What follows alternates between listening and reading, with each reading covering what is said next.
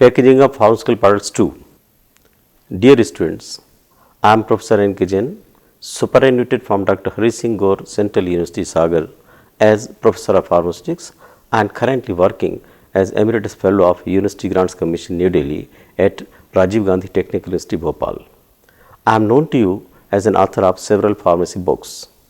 Today we are going to learn about an interesting topic relating to pharmaceutical packaging.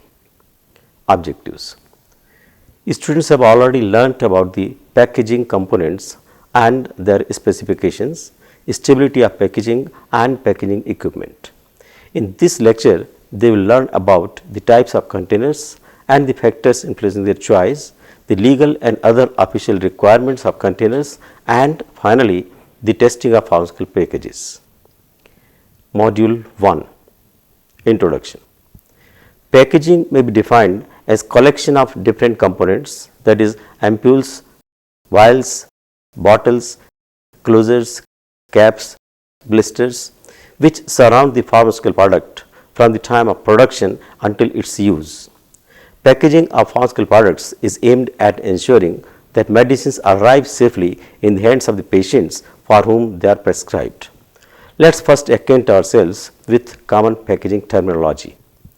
A container for pharmaceutical use is an article which holds or is intended to contain and protect a drug and is or may be in direct contact with it. Closure is a part of the container. The container and its closure must not interact physically or chemically with the substance within in any way that would alter its quality. Single dose container is a container for single doses of solid, semi-solid or liquid preparations. Single use container is one that can hold a quantity of the drug product intended for administration as a single dose or a single finished device intended for use promptly after the container is opened. The immediate container and or outer container or protective packaging is so designed as to reveal any tampering with the contents. A tamper evident container is fitted with a device or mechanism that reveals irreversibly whether the container has been opened. Tamper resistant container is the container or individual carton of a sterile article intended for ophthalmic or otic use, except where extemporaneously compounded for immediate dispensing or prescription, and so sealed that the contents cannot be used without obvious destruction of the seal. Tightly closed container is a tight container that protects the contents from contamination by extraneous liquids, solids or vapors, from loss of the article and from efflorescence, deliquescence or evaporation under the normal conditions of handling, shipment, storage and distribution, and is capable of tight reclosure. A unit dose container is a single unit container for articles for administration by other than parenteral route as a single dose direct from the container.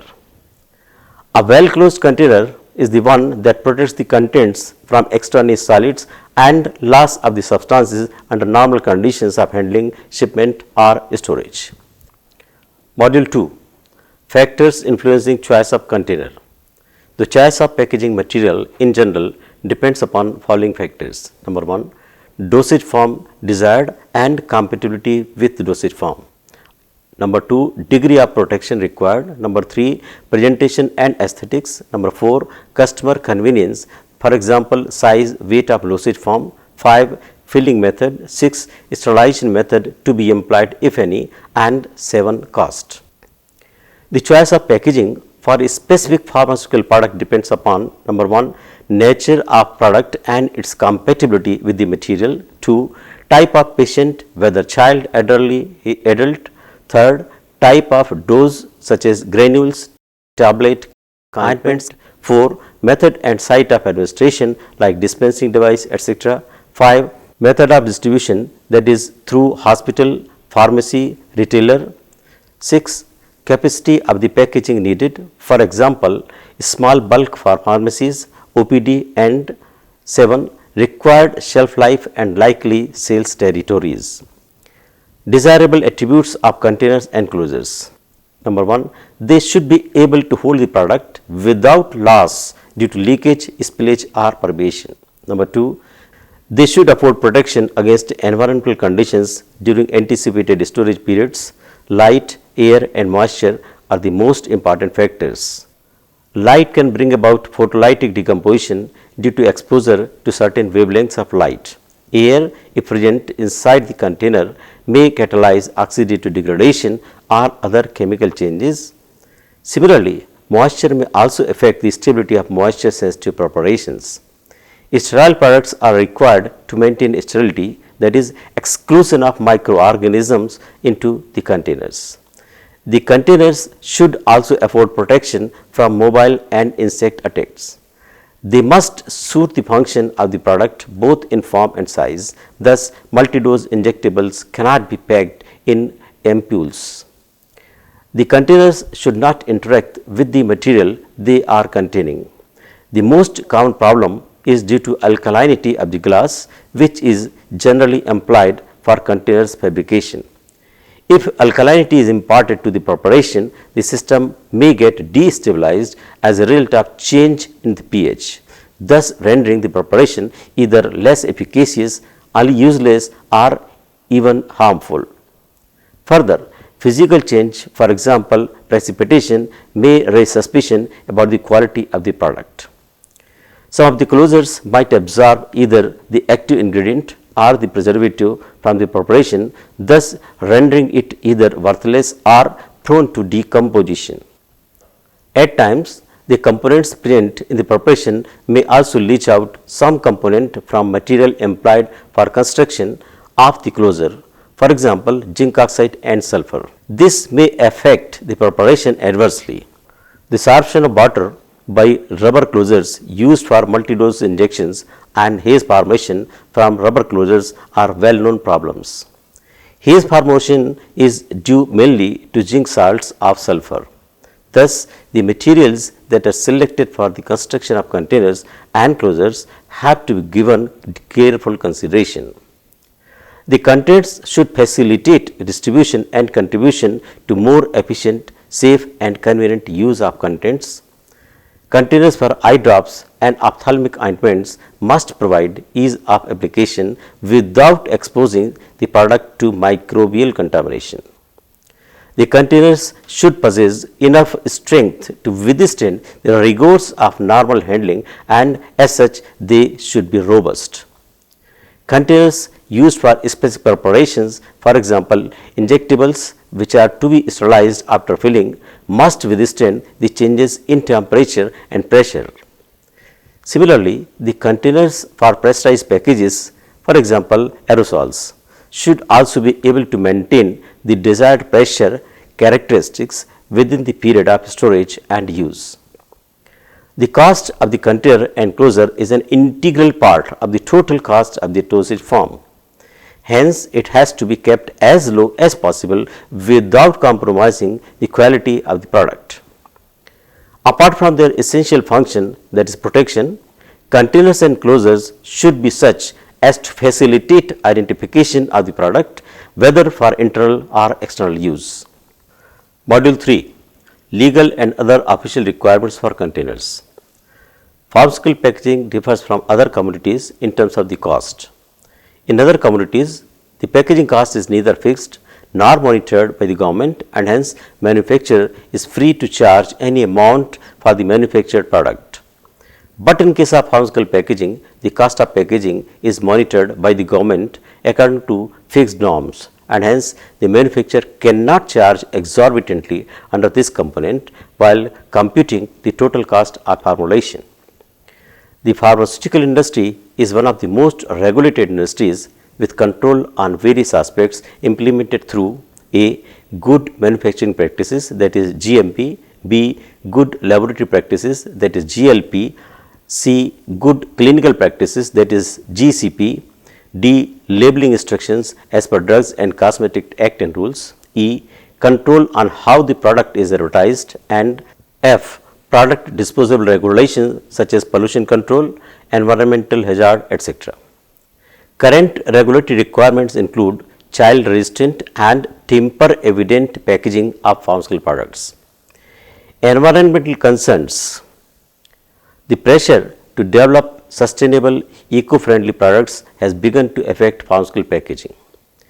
Newer pharmaceutical packaging concepts that address environmental concerns without sacrificing packaging advances are already emerging. Disposal of solid waste is a critical environmental concern. Plastics are of greater environmental concern because of their non-degradability. Ozone depletion is another concern with the use of pressurized containers like aerosol products. Packaging waste can be minimized by a reduction in quantity of waste, harmfulness of waste and the total packaging to be disposed of. B. Recycling and recovery of packaging waste, and C. Increase in reuse of packaging. Module 4. Package testing. It involves the measurement of a characteristic or property concerning the packaging. This includes packaging materials, packaging components, primary packages, shipping containers and unit loads, as well as the associated processes. Testing can be a qualitative or quantitative procedure.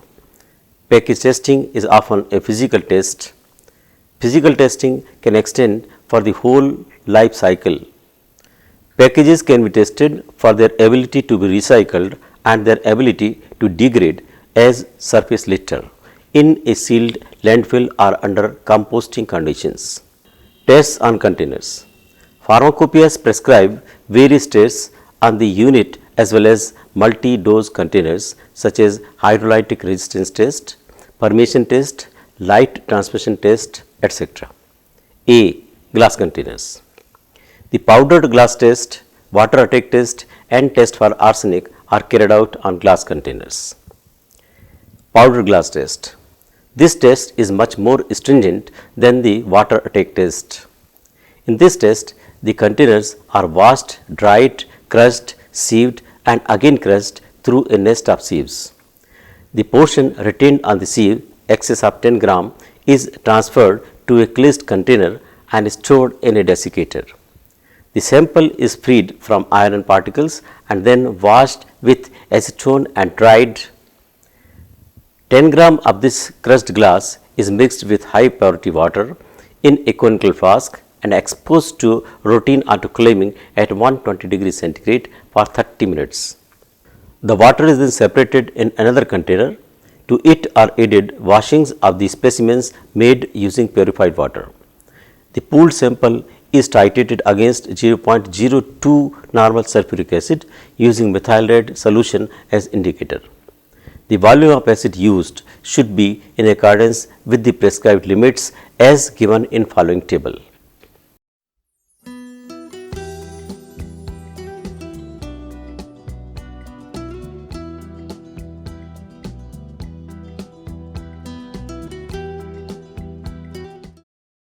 Second, water attack at 125 degrees centigrade. Unlike powdered glass test, this test is performed on intact containers.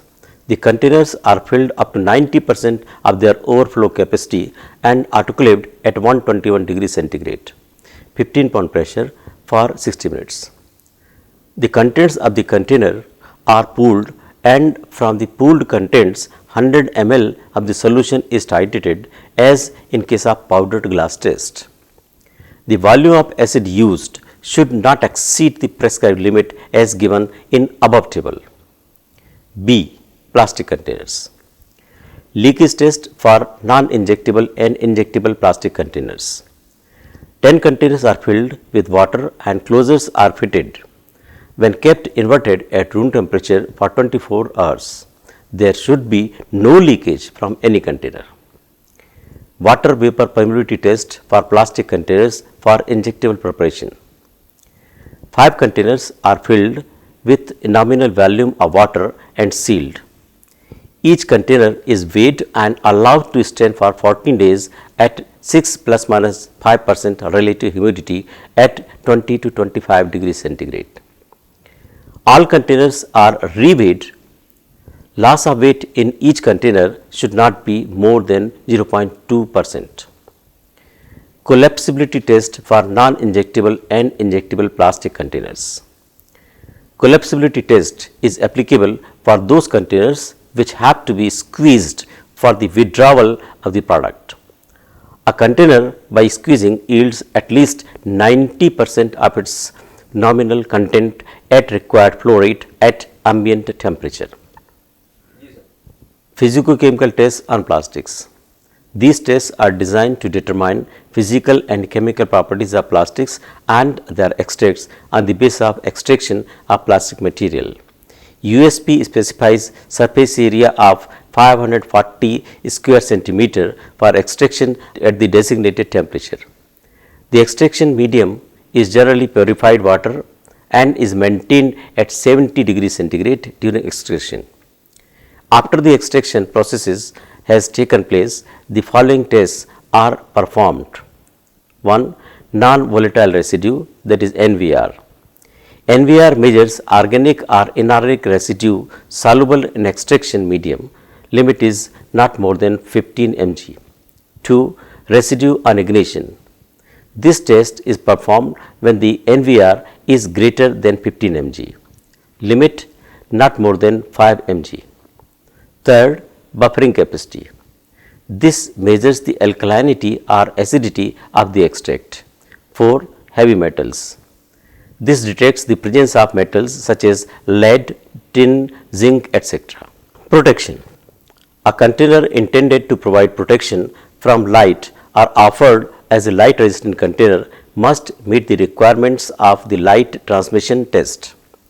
The ability of a container to protect against moisture can be ascertained by performing the water vapor permeation test. Integrity of the container can be evaluated using dye penetration test, microbial ingress test, gas detection test, etc. Compatibility. Compatible components will not interact with the dosage form and may not show leaching. Regular screening of the product using analytical techniques would detect and quantitate the leached elements.